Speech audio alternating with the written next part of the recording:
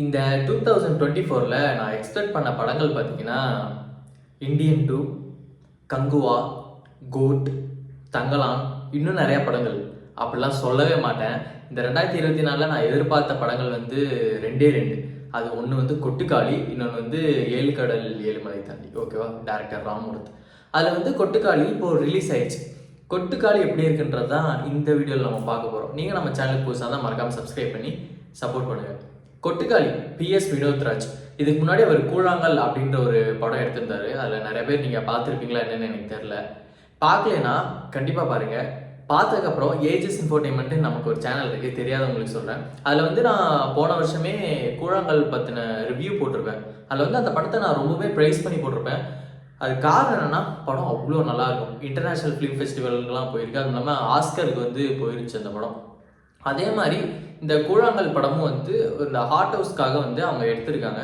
இந்த படம் ஒரு கமர்ஷியல் படம் கிடையாது. ஸோ கமர்ஷியலுக்காக நீங்கள் எதிர்பார்த்து போனீங்கன்னா படம் உங்களுக்கு பிடிக்கவே பிடிக்காது. ஏன்னா ரிவ்யூ ஆரம்பித்தோடனே படம் பிடிக்காது சொல்கிற ஏஜஸ் அப்படின்னு கேட்டிங்கன்னா அதுதான் உண்மையை சொல்ல வேண்டியது நம்ம கடமை, சரியா? அப்போது நீங்கள் கமர்ஷியல் எதிர்பார்த்தீங்கன்னா அந்த படம் பிடிக்காது. அப்போ யாருக்கு இந்த படம் பிடிக்கும்? நீங்கள் ஒரு ஆர்ட் ரிலேட்டடாக படம் பார்ப்பீங்கன்னா, இல்லை ஒரு நீங்கள் மூவி லவராக இருந்தால், எந்த படமாக இருந்தாலும் பரவாயில்ல, எனக்கு பார்க்க புதுசாக இருந்துச்சுன்னா ஓகே அப்படின்னு நினைக்கிறவங்களா இருந்தால் கண்டிப்பாக உங்களுக்கு இந்த படம் பிடிக்கும். ஃபஸ்ட்டு அதில் வந்து பாசிட்டிவ் என்னன்னு பார்த்தீங்கன்னா ரெண்டு முக்கியமான விஷயம். ஒன்று வந்து சினிமாட்டோகிராஃபி, இன்னொன்று வந்து லைவ் சவுண்ட் டிசைன். இந்த படத்துக்கு வந்து மியூசிக் இல்லை, அது தெரியாதவங்க தெரிஞ்சுக்கோங்க. இந்த படத்துக்கு வந்து பேக்ரவுண்ட் ஸ்கோரே கிடையாது. இந்த படத்துக்கு மியூசிக் டைரக்டரும் இல்லை. ஒரு பேக்ரவுண்ட் மியூசிக் இல்லாமல் ஒரு 3 நிமிஷம் சீன் போனாலே நமக்கு வந்து லைட்டாக தட்ட ஆரம்பிச்சிடும், என்னடா இது இவ்வளோ ஸ்லோவாக போகுது அப்படின்னு. ஆனால் ஒரு படத்தையே வந்து மியூசிக்கே இல்லாமல் எடுத்து வச்சிருக்காங்கன்னா அது எப்படி இருக்கும்னு யோசிச்சு பாருங்க. ஸோ அந்த அளவுக்கு லைவ் சவுண்ட் வந்து அதுலேயே என்கேஜாக வச்சிருக்காங்க. நீங்கள் ஒரு கிராமத்து சைட்லாம் பிறந்து வளர்ந்தீங்கன்னா உங்களுக்கு வந்து அது சவுண்ட்லாம் நீங்கள் கேட்டிருப்பீங்க. ஒருவேளை சில பேர் சிட்டி சைடே பிறந்து வளர்ந்துருந்தாங்கன்னா அந்த சவுண்டெல்லாம் உங்களுக்கு எப்போவாச்சும் ரேராக தான் கேட்பாங்க. ஆனால் அந்த படம் ஃபுல்லாகவுமே அப்படி தான் ட்ராவல் ஆயிருக்கு. அண்ணா பே நான் வந்து ஒரு மாலிவுட் ஆக்டர்.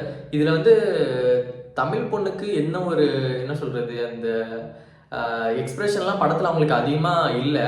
பட் பக்காவாக பண்ணியிருக்காங்க. அவங்களுக்கு படத்தில் டைலாகே கிடையாது. ஒரு இடத்துல வந்து லைட்டாக ஒரு பாட்டை வந்து முணங்குவாங்க, படம் முடியும் போது ஒரே ஒரு டைலாக் இருக்கும்.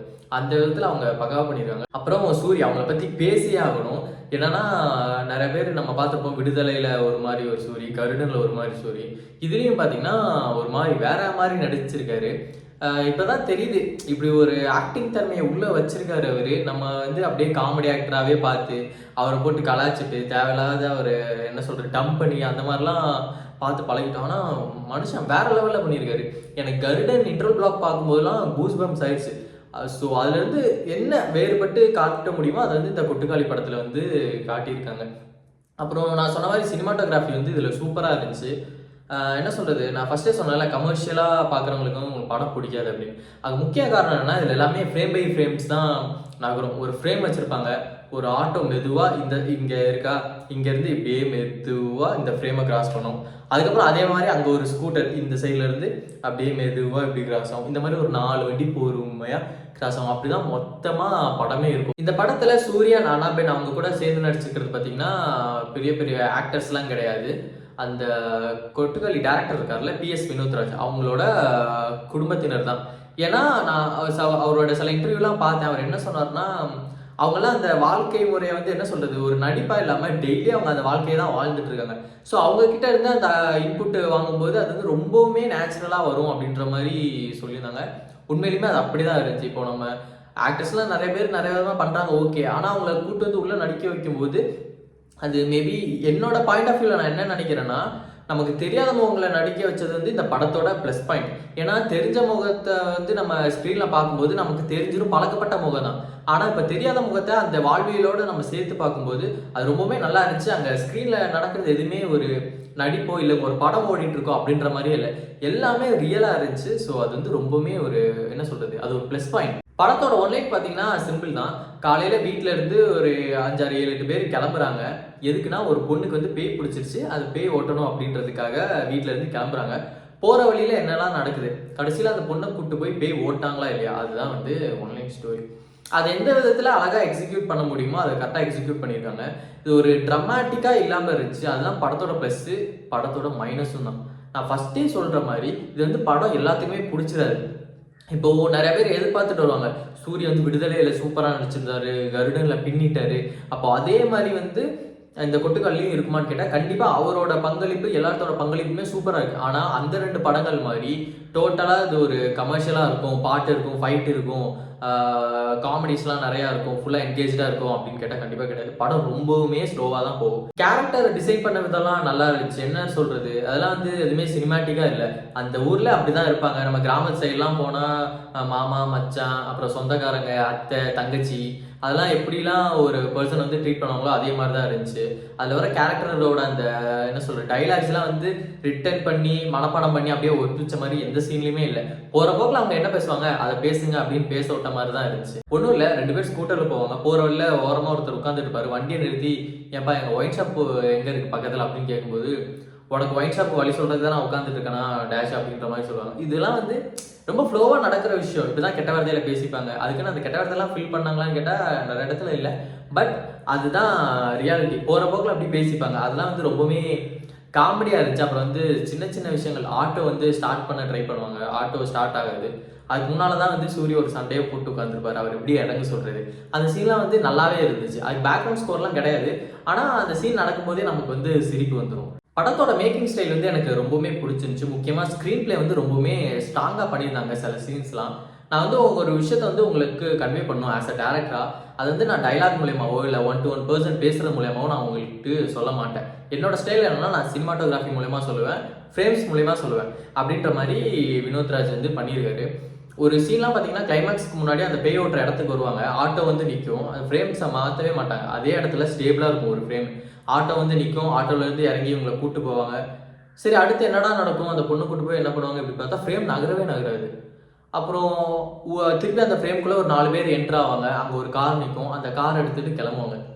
ஸோ அந்த சீன்லாம் பார்த்தீங்கன்னா, அங்கே வந்து நிறைய பேர் வந்துட்டு போகிறாங்க. அது வந்து ஒருத்தர் வந்து பில்டப் பண்ணணும், இல்லை வந்து இவங்களே ஆடியன்ஸ் கிட்ட வந்து வாய்ஸ் ஓவரில் சொல்லணும் அப்படிலாம் இல்லை. அந்த சாமியார் இருக்க இடத்துக்கு நிறையா பேர் வந்து அந்த பேய் ஓட்டிட்டு போகிறாங்க. அதை காட்டணும்னா எப்படி காட்டுறது, இப்படியே காமிச்சிக்கலாமே, ஃப்ரேம் அப்படியே வச்சுக்கலாம். இவங்க போட்டும் அதே மாதிரி ஃப்ரேம்க்கு வெளியிலேருந்து ஒருத்தங்க வரட்டும், அவங்க வந்து கார் எடுத்து போட்டோம். அப்போ நம்மளே அங்கே வந்து புரிஞ்சுக்கிற விதமாக இருக்குது அந்த ஃப்ரேம்ஸ்லாம். சிம்பிளாக ஒரு எக்ஸாம்பிளுக்காக சொல்கிறேன். இந்த மாதிரி நிறையா ஃப்ரேம்ஸ் இருந்துச்சு. ஓவரால் படம் பார்த்தீங்கன்னா 1.25 மணி நேரம் தான், 104 நிமிஷம்னு நினைக்கிறேன். இதே மாதிரி தான் கூழாங்கல்லுமே சின்ன படம். அந்த படத்தோட ரிவ்யூ போடும்போது நான் சொல்லியிருப்பேன் கண்டிப்பாக அந்த படத்தை பாருங்க அப்படின்னு. அதுவுமே ரொம்ப ஸ்லோவாக இருக்கும், இதுவுமே ரொம்ப ஸ்லோவாக இருக்கும். ஸ்லோவாக இருக்கும் மீன்ஸ் நீங்கள் படம் பாருங்கள், பார்த்தீங்கன்னா உங்களுக்கு தெரியும். நிறையா ஃபிலிம் ஃபெஸ்டிவலுக்குலாம் போயிட்டு வந்திருக்கு அப்படின்னு சொன்னால, அப்போ நிறைய பேர் நினைப்பீங்க, ஃபிலிம் ஃபெஸ்டிவல் போயிருந்தாலே அது ஒரு நல்ல படம் தானா, ஒருவேளை நம்ம இந்த படத்தை பார்த்து நல்லா இல்லைன்னு சொன்னால் நம்மளே எப்படி நினைப்பாங்க. அப்போலாம் எதை பற்றியும் நீங்கள் கவலைப்படாதீங்க. பிடிச்சிருக்கா பிடிக்கலையா அது வந்து அவங்களோட தனிப்பட்ட விருப்பம். ஏன்னா உங்களுக்கு பிடிச்சிருந்தது எனக்கு பிடிச்சிருக்காது, எனக்கு பிடிக்கிறது உங்களுக்கு பிடிக்காது. இந்த மாதிரி நிறைய விஷயங்கள் இருக்கு. ஆனால் இந்த படம்னு வரும்போது ஒரு 4 பேர் நல்லா இல்லைன்னு சொன்னால் நம்ம அந்த படத்துக்கே போவானா அப்படின்னு நம்ம வீட்டில் உட்காருது. நல்லா இருக்கு அப்படின்னு தூக்கி கொண்டாடி அவன் பெய்டு ப்ரமோஷன்லாம் பண்ணால் உடனே அந்த படத்தை போய் பார்க்குறது, இதெல்லாம் கொஞ்சம் தவிர்த்தா நான் நல்லா இருக்கும்னு நினைக்கிறேன். இப்போ என்னோட ரிவ்யூ நீங்கள் பார்த்துட்டு போய் படம் பாருங்க அப்படிலாம் நான் வந்து எந்த ப்ரொமோட்டும் பண்ணல. ஜஸ்ட் இது என்னோட வியூ. இதுக்கு முன்னாடி ப்ரீவியஸாக என்னோட ரிவ்யூ பார்த்தீங்கன்னா உங்களுக்கே தெரியும் எப்படி நான் சொல்லியிருப்பேன். ஒருவேளை நீங்கள் அந்த படம் பார்த்து உங்களுக்கும் நம்ம ரிவ்யூக்கும் கனெக்ட் ஆகிருந்தா அது கண்டிப்பாக ஒர்க் அவுட் ஆகல. ஸோ அதுக்காக தான் நான் சொல்றேன். எனிவே இந்த மாதிரி படங்கள் வந்து நம்ம சப்போர்ட் பண்ணணும். ஏன்னா இந்த மாதிரி படங்கள் நம்ம சப்போர்ட் பண்ணலைன்னா கண்டிப்பாக அது இந்த மாதிரி யாருமே எடுக்க மாட்டாங்க. எனக்கு இன்னொரு விஷயம் என்ன தோணுச்சுன்னா, வாழையும் வந்து ரிலீஸ் ஆயிருந்துச்சு. அதோட ரிவ்யூ நம்ம சேனலில் இருக்குது, மறக்காம போய் பாருங்கள். வாழையும் ரிலீஸ் ஆகுது, இந்த கொட்டுக்காலியும் ரிலீஸ் ஆகுது. ரெண்டுமே கிட்டத்தட்ட என்ன சொல்கிறது, ஒரு ஸ்ட்ரீமில் இருக்க படம் தான். ரெண்டுமே வேறு வேறு டேட்டில் ரிலீஸ் பண்ணிடலாமோ அப்படின்னு எனக்கு தோணுச்சு. ஏன்னா சும்மாவே இந்த மாதிரி கொட்டுக்காளி மாதிரி படங்களுக்கு வந்து ஸ்க்ரீன்ஸ்லாம் கிடைக்காது. இப்போ வந்து வாழையை நம்ம எடுத்துக்கிட்டோம்னா, அவர் வந்து நமக்கு தெரிஞ்ச டேரக்டர், ஆல்ரெடி ஃபீல்டில் இருக்க ஒரு டேரக்டர். ஸோ அந்த படம் வந்து நிறைய டிஸ்ட்ரிபியூட்டர் வாங்குவாங்க. அந்த படம் எப்படினாலும் அடிச்சு பிடிச்சி ஓடுன்னு வைங்களேன். ஆனால் இப்போ புதுசாக ஒருத்தர் உள்ளே வரும்போது ஆல்ரெடி அவர் படம் பண்ணியிருக்காரு, நிறைய பேத்துக்கு அப்படி ஒரு படம் பண்ணியிருக்காரு அப்படின்றதே தெரியாது. ஸோ இந்த மாதிரி டைமில் இன்னொரு படத்தை கூட ரிலீஸ் பண்ணும்போது அந்த படம் எங்கே போகுனே தெரியாது. ஓகே, ஓவரால் எல்லாத்தையும் சொல்லிட்டேன். இன்னும் ஒரு 2 பாயிண்ட் மட்டும் இருக்குது. ஃபர்ஸ்ட் பாயிண்ட் என்னன்னா, படம் பார்த்த மாதிரி இல்லை. அதுக்கு முக்கிய காரணம் வந்து அந்த கேரக்டரோட நம்ம ட்ராவல் ஆகிருக்கோம் அப்படின்னு நான் சொன்னேன். அது ஓகே தான். பட் அதை தாண்டி இன்னொரு விஷயம் என்னன்னா, படம் வந்து இந்த 1.25 மணி நேரம் தான் எடுத்தனால அது ஒரு இதாகவே இல்லை. நம்ம தேட்டருக்கு போகிறோம், ஃபஸ்ட்டு ஒரு 10 நிமிஷம் விளம்பரம் போடுவான், அதுக்கப்புறம் படம் பார்க்குறோம், கொஞ்சம் நேரம் ஓட்டுறாங்க, அதுக்கப்புறம் இன்டர்வல் ஒரு 20 நிமிஷம் விளம்பரம் போடுறான், திருப்பி அந்த படம் கண்டினியூ ஆகுது. நான் என்ன சொல்கிறது, ஒரு மாதிரி ஜோன் அவுட் ஆகிடுது படம். அது டியூரேஷனும் கம்மியாக. எனக்கு தெரிஞ்சு படம் ஒரு 2 மணி நேரம் 2.5 மணி நேரம் எடுத்துக்கலாம். கண்டிப்பாக நீங்கள் பார்த்தீங்கன்னா கடுப்பாவீங்க. ஏன்டா இந்த படத்தை எப்படா நீ 2.5 மணி நேரம் உட்காந்து பார்ப்பா அப்படின்னு சில பேர் நினைப்பீங்க. பட் என்ன பண்ணுறது, இந்த மாதிரி படங்கள் 2 மணி நேரம் எடுத்தாலுமே அது ஒரு ஆர்டிஸ்டிக்காக இருக்கும்போது நம்ம வந்து பார்க்கலாம். சில பேருக்கு பிடிக்கும், சில பேருக்கு பிடிக்காது. எனவே அது ஒரு கம்ப்ளீட்டான ஒரு படமாக இருக்கணும்ல. ஆனால் எனக்கு வந்து என்ன சொல்கிறது, கொஞ்சம் கொஞ்சம் பார்த்த மாதிரி இருந்துச்சு. படம் பார்த்த மாதிரியே இல்லை, டக்குன்னு ஏதோ ஒரு ஸ்னீக் பீக் பார்த்த மாதிரி ஆயிடுச்சு. இது பாசிட்டிவா நெகட்டிவா எனக்கு தெரியல, ஆனால் படம் அப்படிதான் ஃபீல் ஆச்சு. ஒருவேளை படத்தில் இன்டர்வல் இல்லாமல் இருந்திருக்கலாம், ஆனால் கண்டிப்பாக அப்படி இருக்க வாய்ப்பே கிடையாது. அப்படிதான் எனக்கு தெரிஞ்சு. இந்த மாதிரி சில டியூரேஷன் பிரச்சனைகளால மேபி கூழாங்கல் தியேட்டருக்கு வராமல் போயிருக்குமோ என்னன்னு எனக்கு தெரியல. கண்டிப்பாக இன்டர்வல் இல்லாமல் ஒரு படத்தை ரிலீஸ் பண்ண யாருமே ஒத்துக்க மாட்டாங்க. என்ன சொல்றது, எண்ட் ஆஃப் த டே எல்லாமே இங்கே பிஸ்னஸ் தான். இன்னொரு விஷயம் என்னன்னா, படத்தோட கிளைமேக்ஸ்ல வந்து ஒரு டெக்ஸ்ட் போடுவாங்க, என்னன்னா இறுதி முடிவு வந்து உங்கள் கையில் அப்படின்ற மாதிரி ஒன்று போடுவாங்க. ஆக்சுவலாக அதை போட்டிருக்க வேணாம்னு நினைக்கிறேன். அப்படியே பிளாக் அவுட் பண்ணி கட் பண்ணி முடிச்சிருக்கலாம். ஏன்னா நம்ம ஆளுங்க சும்மாவே வந்து கிளைமேக்ஸ் முடிக்கும் போது அடுத்த பாட்டுக்கு லீட் கொடுத்து முடிக்கிற மாதிரி முடிச்சாலே வந்து இவங்களே ஒரு தியரி வந்து கற்பனை பண்ணிப்பாங்க. அது தப்பு கிடையாது. பட் இதில் வந்து அப்படி வேற போட்டாங்களா, சில ஆடியன்ஸ் வந்து கடுப்பாயிட்டாங்க. நான் தேட்டரில் பார்க்குறேன், சில பேர் இதுக்காக வந்து காசு கொடுத்து உட்காந்தோம் அப்படின்ற மாதிரி கடுப்பாயிட்டாங்க. ஏன்னா டக்குன்னு முடிச்சிடுறாங்க, கிளைமேக்ஸ் வந்து நீங்களே முடிவு பண்ணிக்கோங்க அப்படின்ற மாதிரி. அது யார் எப்படி வேணால் முடிவு பண்ணிக்கலாம். பட் ஒரு கிளைமேக்ஸ் வச்சுருந்தா மேபி சில பேர்த்துக்கு அது பிடிச்சிருக்கும், சில பேர்த்துக்கு பிடிக்காம இருந்திருக்கும், ஒரு மாதிரி ஃபீட்பேக்ஸ்லாம் வந்திருக்கும். ஆனால் கிளைமேக்ஸே இல்லாமல் இருந்தால் ஒரு படத்துக்கு. எனிவே அவரோட ஸ்டைலை தான் நீங்கள் கூழாங்கல் பார்த்துருந்தீங்கனாலே தெரியும். இவன் என்னடா சும்மா கூழாங்கல்னு சொல்கிறான்னு கேட்டிங்கன்னா, இந்த படம் அப்படிப்பட்ட படம். ஒரு தாக்கத்தை ஏற்படுத்தின படம் சொல்லலாம். அதே மாதிரி இந்த கொட்டுக்காலிலையும் வந்து என்ன சொல்கிறது, அந்த மூட நம்பிக்கை, அந்த சாதி பாகுபாடு, அப்புறம் அந்த பெண் அடிமைத்தனம், இதெல்லாம் பற்றி அப்படியே பேசியிருக்காங்கன்னா டைலாக்ஸில் பேசலை. படம் பார்த்தீங்கன்னா உங்களுக்கே புரியும். அந்த படம் பார்க்கும்போது அந்த அனபனோட கேரக்டர் பார்க்கும்போது நமக்குலாம் கோவம் வருது. ஆனால் உண்மையிலுமே அப்படி தான் இருக்காங்க. இப்போனா நிறைய சில குடும்பத்துலலாம் வந்து அப்படியும் இருக்காங்க. ஒரு பொண்ணை வந்து இந்த அளவுக்கு இது பண்ணுற, என்ன எல்லாத்தையும் நான் சொல்லிட முடியாது, அப்புறம் ரிவீல் பண்ணுற மாதிரி ஆயிடும்.